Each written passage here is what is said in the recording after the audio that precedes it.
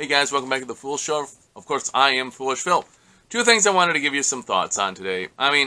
First off, the sign stealing scandal. I know I haven't talked much about that because I don't know anything. I hope Michigan didn't do anything too stupid.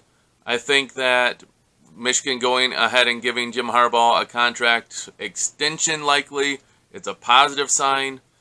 I just get frustrated hearing the media talk about this, where they're demanding justice. They're demanding the Big Ten to kick out Michigan out of the postseason potential, like no Big Ten title game, none of that. Like, just punish Michigan now. It's like, where's due process? I'm not saying Michigan didn't do anything wrong.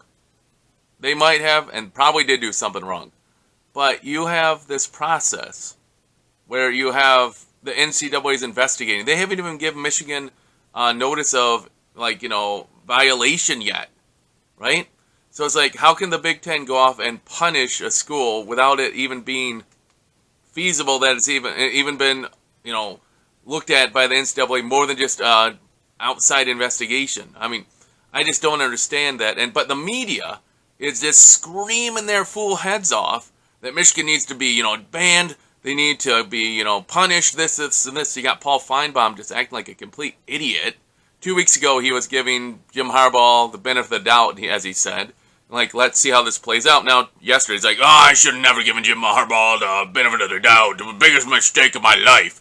No, the biggest mistake of your life was being an SEC homer. Man, he's such an idiot. Ugh, sidebar.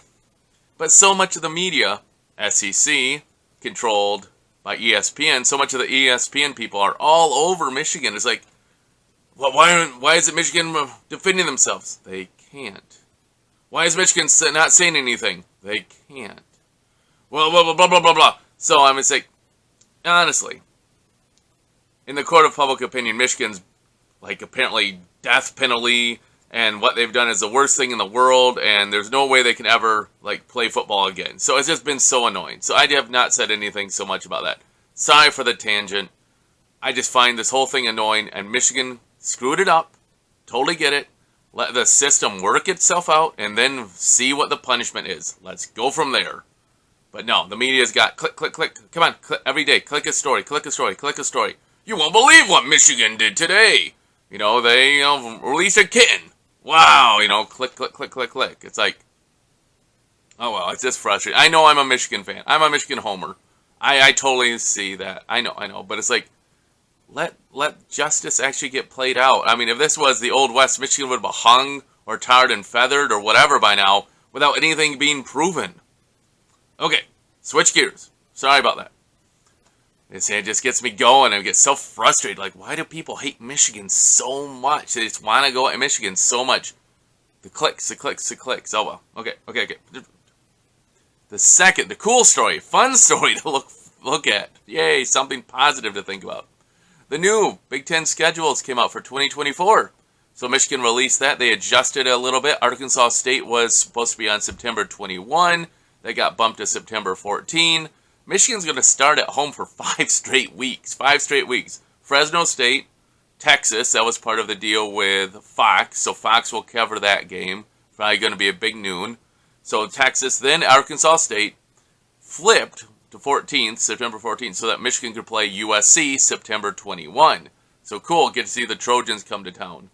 After that, they got Minnesota for the Little Brown Jug at home. Those are the first 5 games at home. Cool. Then, on the road at Washington, October 5. Should be pretty good weather, I think, out in Washington. Bye week number 1. That's a little different here. Michigan has 2 bye weeks this year. 2. That's quite different. So that's going to do things, and we'll talk about that towards the end. Then at Illinois, Michigan State at home. I think that's October 26th. Then they have November 2, Oregon comes to Ann Arbor. Pretty cool. Again, see them. Then you have at Indiana, bye number 2, mid-November, November 16. Then you have Northwestern, the 23rd. And the 30th, you have at Ohio State. So 2 things here that really step out to me. 2 bye games mean that Michigan's going to be playing Ohio State beforehand. If you can remember years ago, this was Ohio State versus Michigan was the game before Thanksgiving. That way the players could go home for Thanksgiving. It was a nice family thing. That's what the Big Ten did. And then they realized, you know what, we can get money. So they moved that. And now they do Ohio State and Michigan after Thanksgiving. Big weekend, great ratings. It's always Fox's. I think it's usually Fox's biggest game of the whole year, that game. Now you're going to push it back another week. So as a football fan, you're getting another week of important games because I'm sure if the Big Ten is extending its season to November 30th, I'm sure SEC is going to be doing the same thing. I'm sure Auburn, Alabama are going to be November 30th, and all the other rivalry games like the Apple Cup, if they play that anymore, I don't know. With all this, the Pac-12 going out and everything. But you're going to see those big rivalry games the last week of the year, so that's going to be November 30th. Then that's obviously going to push back. I guess I don't know for certain. I think they're still going to have the Big Ten title game because that's so much money. I mean, it's another primetime TV deal that's guaranteed money for the conference. So I'm sure then next week they'll have the Big Ten title game. Yeah, so it's going to be interesting. I don't know that offhand, but when is the playoff going to start? Right? So obviously I would hope that the winner of the Big Ten title game gets a bye in the tournament. It should be relatively worth something. I would hope to play an extra game, but maybe not. And so then you start the playoffs, the 12-team playoff next year. That's going to be pretty neat. So after just going through the bye week, and don't get me wrong, it was pretty miserable with this whole stealing signs saga and how the media is all over it and such, and portraying Michigan in such a negative light. Michigan can only blame itself. I get that. But man, the media is feasting. This bye week had sucked, honestly. I mean, not fun at all. So now I'm like, boy, next year Michigan's going to have 2 bye weeks? Well, hopefully they won't be filled with terrible sagas about Michigan cheating and scandals all covered by ESPN acting like it's the worst thing in the world since, killing puppies or something. So, no, they're just my thoughts. That schedule looks pretty fun. I mean, next year, season tickets are going to be pretty good, man. Texas, USC, Oregon, all at home, along with Michigan State. You got 4 marquee money games for Michigan next year at home. Just those. I know some fans are saying, "Oh, Michigan's getting jobbed here by having to play USC, Oregon, and sorry, it left me the other one, and now I lost my train of thought. And Washington, sorry. So you're playing 3 of the 4 teams coming in. Hopefully Michigan will be able to handle it. Most of those teams will probably have a backup quarterback starting for them. Penix will be gone. Caleb Williams will be gone. And Bo Nix from Oregon will be gone. So hopefully those teams will be more beatable. But obviously JJ's probably gone too. So next year is going to be a lot different. Starting quarterback's a premium. You just look at the Big Ten. Outside of Michigan and Ohio State, does anyone even have a quality quarterback? Anyone? And Michigan played Minnesota? No. Michigan played Nebraska? No. Michigan's going to play Purdue. I don't know what Purdue has, so we'll see. But Wisconsin's quarterback got injured, so he's out. Obviously, Cade got hurt at Iowa, so he's out.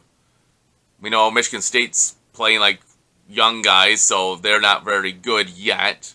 Penn State, Allard's not been that great yet. I mean, they might be good in a year or two, but I mean, right now, it's Michigan, and then Ohio State's guy. He's okay, but he's throwing to really good players.